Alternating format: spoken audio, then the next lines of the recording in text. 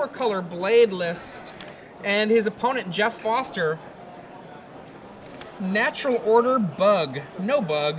A card that we have not seen in a little while here on the Star City Games circuit. Natural Order, is a card, there were no Bant decks, there were no bug decks. It was a card that was very popular around 2 years ago in the Legacy format. Boarding into Natural Order Progenitus was something that was seeing a lot of play, and now it's not seeing much play at all. But Jeph Foster experiencing some success with it. There are more green creatures to sacrifice. Again, Deathrite Shaman is green. One of the things that we see here, this is a turn 2 Thoughtseize, I believe. But if you saw how messy the board was there, Lou Laskin, awesome guy. But I do think he likes to play messy. It's like his cards are all over the place. He's having a lot of fun. And we see the follow-up with an Inquisition. Inquisition is going to reveal Jeph Foster's hand. We see an Abrupt Decay, we see a Vendilion Click, we see a Dark Confidant to go along with a Forest and a Tropical Island. Lou also knows the contents of his hand, of course, and we see them on the table. There's a Thoughtseize, a Polluted Delta, and a Brainstorm to go along with a Mystery card. So you can see Lou kind of going through the iterations here of how he wants to set this game up to try to take it down as we are in Game 3 here with about 6 minutes left to play. And he says, get out of here, Dark Confidant. No bobs for you. Now, Lou just leaves those cards revealed. These players know each other, and that's just kind of one of the ways that Lou rolls. And we are going to see a main face Brainstorm here. Jeph is going to draw a Dryad Arbor, a Scavenging Ooze, and a Daze. So what he's going to be here, Adrian, is a little bit of Brainstorm luck. He's going to put the 2 cards back, but Brainstorm, of course, at its best when you can shuffle away those cards and play that mini Ancestral. And Jeph trying to figure out which 2 cards to put back, and then he'll toss back to Lou Laskin. He does have to do a little bit of information hiding here because there is the Thoughtseize there on Lou's side. And Lou Laskin draws that Mercadian Masks Brainstorm there. Gorgeous. Fetch land, Polluted Delta, passes the turn. You see 2 more lands in Lou's hand. You see a Plains and you see a Misty Rainforest as well. So he hasn't drawn anything new and exciting, but Brainstorm can always bring something new to the table as we see Scavenging Ooze there for Jeph Foster. Scavenging Ooze. Brainstorm. Lou Laskin now hides his hand. I love Lou's style. That's awesome. 3 cards from the Brainstorm. 2 go back. A Braincestral Recall of sorts as the Polluted Delta is going to shuffle away those cards. It's not really like drawing 3 cards, but it sure feels like it. And of those cards that he drew, he actually drew a Midful of Lands and an Envelop, which is a card that we don't see a ton of. And I'm a little bit surprised to see it here as well, just in their sideboard. Of course, it's a very good card to bring in for the matchup because, of course, the namesake of Jeph Foster's deck, Natural Order, is a sorcery. Yep. So to see Envelop joining us in Legacy, it's a card you don't see very often. I always like to jokingly call this Envelope, which obviously isn't what you would pronounce that as, but just kind of wraps things up, puts it in a nice little package. It does. It does.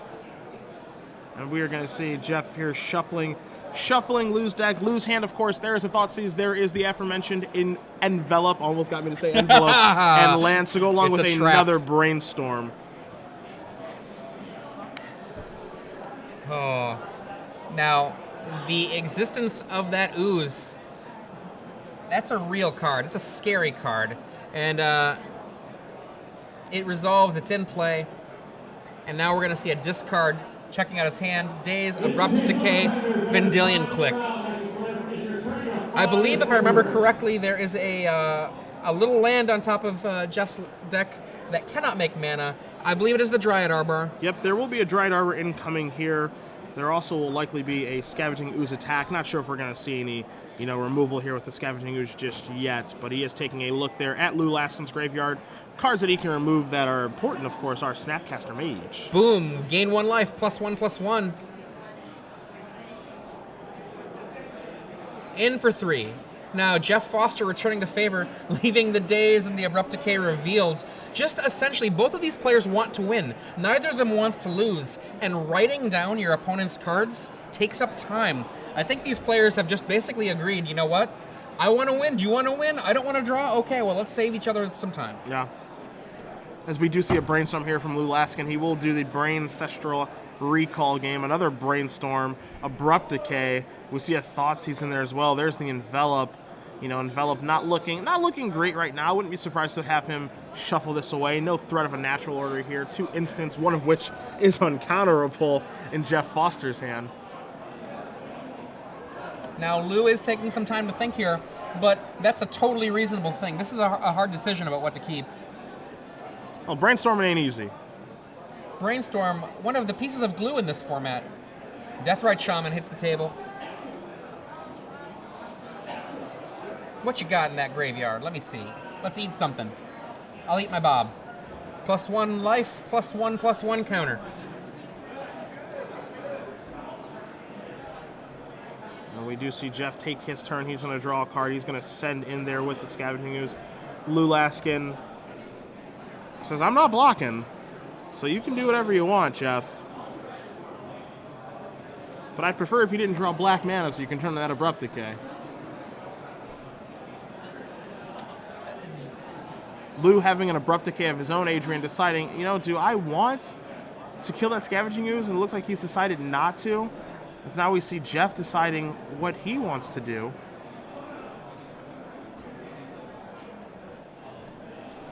Look at my graveyard. It's got good stuff in it. It does. It does have good stuff in it. Tarmogoyf. Now that's a target for an Abrupt Decay. Right now, the Scavenging Ooze is a 4/4. The Tarmogoyf is a, I see instant sorcery land, and I don't think I see any creatures in the yard currently, so I believe he's a 3/4. Yeah, we're going to get confirmation on that from our spotter. We'll have our handy-dandy Tarmogoyf die put on the table for you guys, just so that you know how large it is. And we're looking at a 4/5 status here. I wonder if there's a creature in a graveyard somewhere. Is that a Vendilion There click is on the top Vendilion of there, the yeah. Jeph Foster's, yep. So we see Lou shuffle away here with a fetch land. Sacks that Polluted Delta to get a tropical island. He is going to pass back. Deathrite Shaman currently active now. Lou looking at a Brainstorm, and Abrupt Decay, and a Dark Confidant. Time starting to tick down for both players. Lou is starting to get his deck established here with Deathrite Shaman being set up. Brainstorm for card manipulation, and Abrupt Decay will be able to take care of one of these threats through that Daze due to its uncounterability. And he decides to go with... Get out of here. Die, Ooze, die.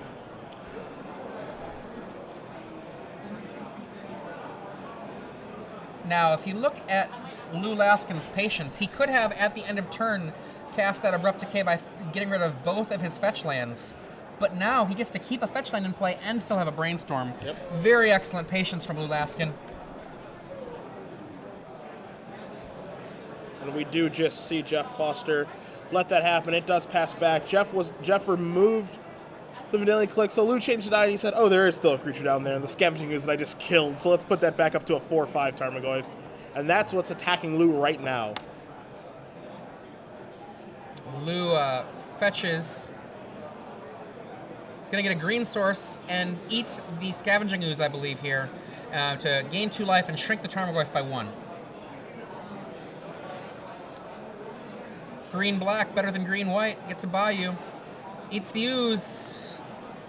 Gain 2, lose 3.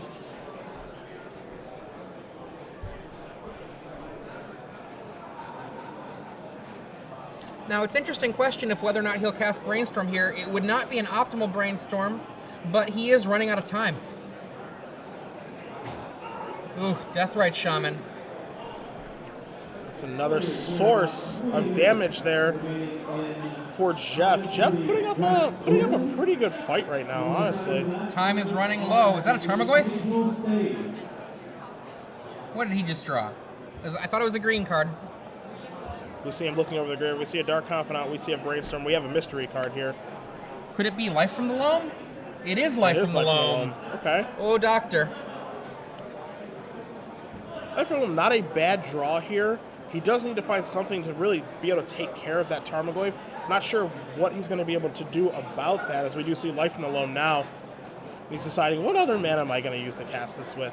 All right, let's do it with that.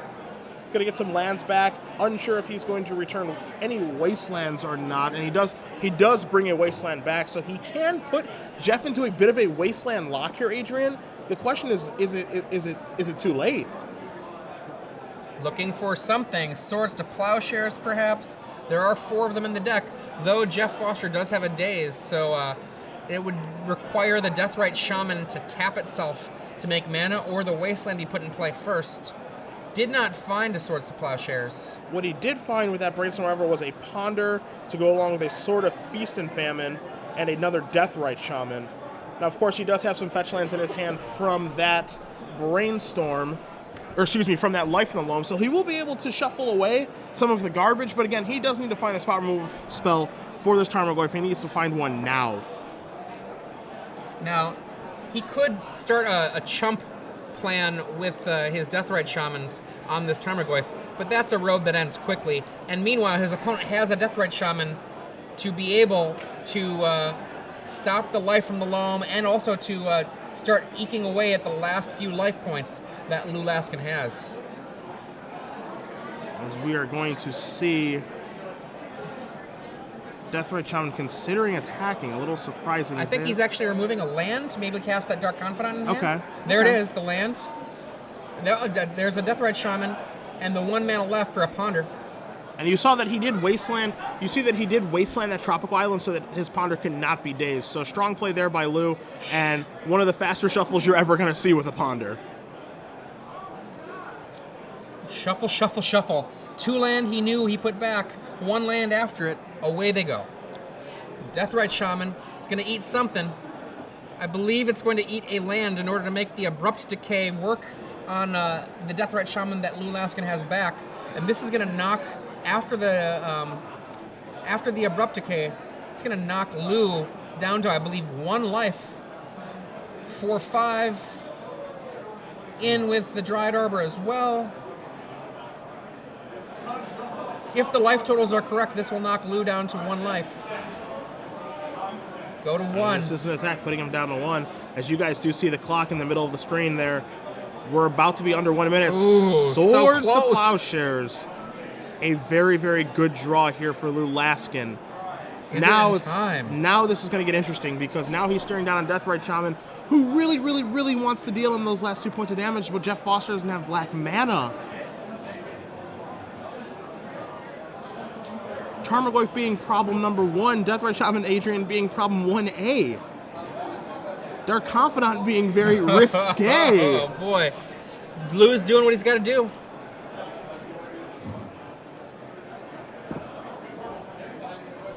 Sadly, are we going to see a pass? And we are. There you go. A black source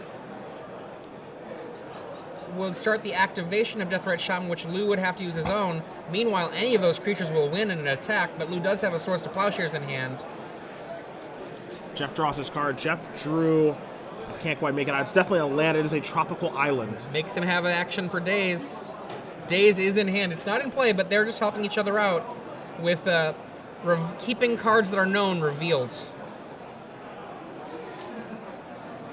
So now we see Jeph analyzing everything here, taking a look at what is in the graveyard. As we see a Daze, Jeff's hand does contain 2 Dazes. You see a Daze face up, of course, that's the one that's in his hand. His mystery card is another Daze as well. And what you're going to see here on turn 0, with Laskin at 1 life, we may see an attack with all the creatures here. 1 creature, 2 creature, 3 creature, What we might see here, Laskin may be walking him into a trap. Okay, I think you're going to want to declare your blocks, then swords. And Jeph Foster says, I'm not sure about that attack Something just feels yet. fishy. Not quite sure about that attack.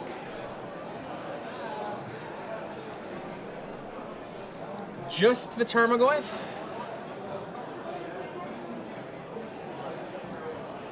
Tarmogoyf, Dryad Arbor, and now he's presuming various possible blocks while he figures out what he wants to do. In with just the Tarmogoyf. Conservative, and I think a play that is going to be very, very good for him. Yeah, I think I like it.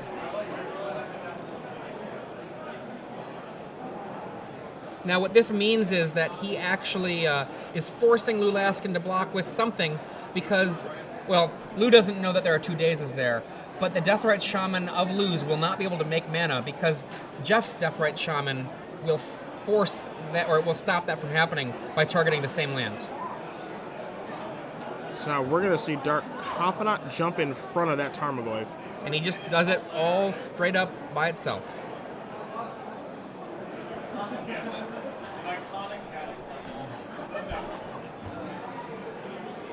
He says go. Now Lou what you're going to Laskin, see... Swords on Deathrite Shaman. Yep. So he's taking care of problem 1A, it looks like right now, as you're going to see a hard cast Daze. And you're going to see Lou says, all right, I'll pay for that. Daze number 2. Just going to Daze number 2. Lou is going to say, remove that land. And Jeph can respond by removing the same land himself and stopping the mana gain.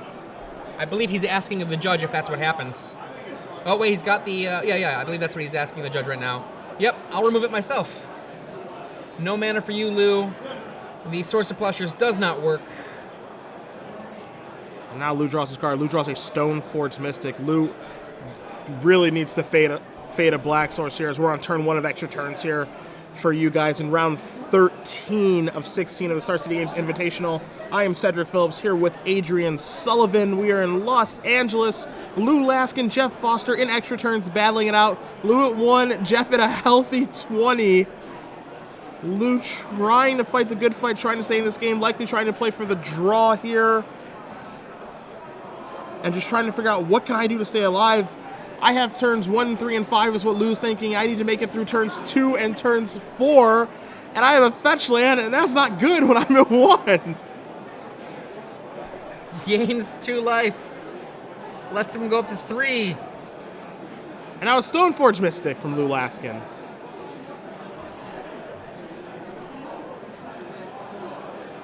Why gain the 2 life? Well, because he can do it right now and the Deathrite Shaman can't stop it. Yep. Passes the turn. This also means that that fetch land could actually fetch a land. As you see, Laskin does search for an Umezawa's Jite. Foster draws his card. Foster draws a Bayou. And he is coming on in. And it looks like that might do it. As you see, Laskin put his Stoneforged Mystic in front of the Tarmogoyf. You see Dried Arbor knock Lou down to 1. Game. And Deathrite Shaman cleans it up. Jeph Foster in extra turns of round 13, victorious over Lou Laskin and his 4-color Blade deck. Right. Very, very good game.